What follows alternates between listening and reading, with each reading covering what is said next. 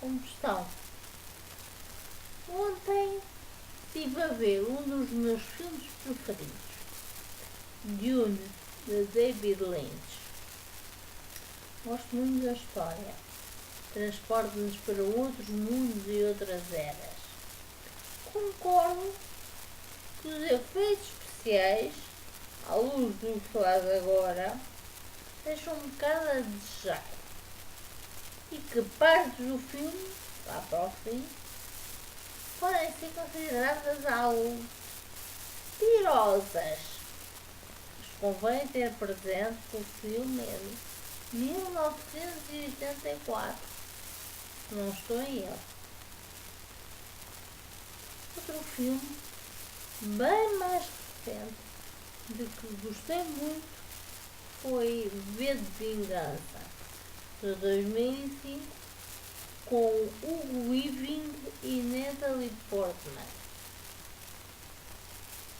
Nesse filme, gostei especialmente do trabalho do ator principal. Ele tem que transmitir todas as emoções apenas através do som da sua voz. Já se tem uma máscara do filme. E sabem o que o filme me lembra? Lá para o fim, no final. No 25 de abril de 64. Mas há mais filmes que me marcaram. Um deles é A Bela e o Monstro. E sim, estou a falar da versão da Disney. Ou Os Orgulhosos. Um filme francês de 1953. Ou ainda Ninotchka, um filme de 1939 com a Greta Garbo. O que eu não consigo mesmo é destacar um filme só como o meu preferido. Mas sabem qual é o meu segredo para saber se eu realmente gostei de um filme?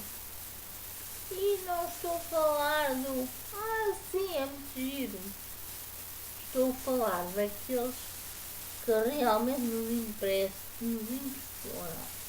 mexem connosco.